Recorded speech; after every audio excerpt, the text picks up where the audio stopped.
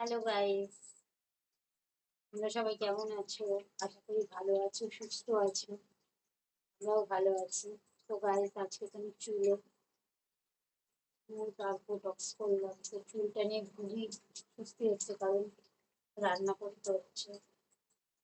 হ্যাঁ, অনেক ঠিকঠাক ভাবে থাকতে হবে 3 দিন, তারপর আবার ওয়াশ করতে হবে। তো গাইস, সাবধানে করছি সবকিছু। অস্বস্তি হচ্ছে একটু, কিন্তু কি করবো, পুজোতে তো একটু সাজতেই হবে বলো। তো গাইস, চলো সবাই ডিনার করে নাও, খাওয়া দাওয়া করে শুয়ে পড়ো। আবার মর্নিং এ কথা হবে। মর্নিং এ কালকে বিশেষ একটা দিন, সেটা হলো মহালয়া। তো মহালয়া ভোর ভোর উঠতে হবে সবাইকে, মহালয়া শোনার জন্য, দেখার জন্য। তো গাইস, চলো আজকে তাড়াতাড়ি ঘুমিয়ে পড়ো।